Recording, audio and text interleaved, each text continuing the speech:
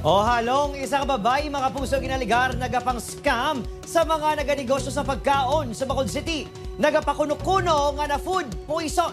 Yaring balita exclusive. Ginkatublag sa mag-asawa nga negosyante nga sa Jairek ug Cyrus. Ang nabato nila nga tawag gikan sa isa ka babae nga nagpakilala na kabakal sa ginabaligyang empanada. Ang empanada kunong rason sang pagpalanakit sang tiyan sa mga kabataan. Ang iya kuno pamilya gindala sa ospital tuga sang food poisoning. Kambal ni amo laman naging eat sang kids ko for since ang amo to daw time basta mo na nagsakit ko ng tiyan, sige palanuka. And then gina-intro niya na nga single mother lang daw siya, blah blah blah, ng wala siya kuno money. Gina-check man namon yung expiry. Usually, bag-o man sa kay kung mag-production kami, amo man na sang time magpakal kami.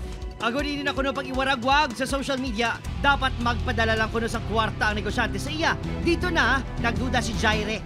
Ang natabo sa empanadahan, natabo man sa manukan sa Barangay Alhis, kag sa kaiping nga balaligyaan sang siomay. Ginpahog man, kag ginpangayuan sang kwarta sang kapareho nga babayi, nga nagagamit sang pareho nga cellphone number.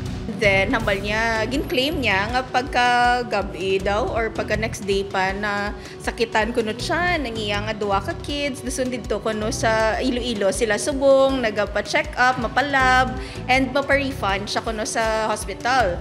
Kung may nakaluwa sa pagpang-scam, may ara naman natuntuhan kag nakapadala sa kwarta. Nagsapol ng grupo sa mga small to medium entrepreneurs sa Bacolod City. Iniagon mapalabot ang reklamo sa NBI Batok sa modo sa babaye nga ginapahayag scammer. Gitinguan sa GMA Regional TV nga makontak ang numero sa ginatudo scammer apang wala ini nagasaba.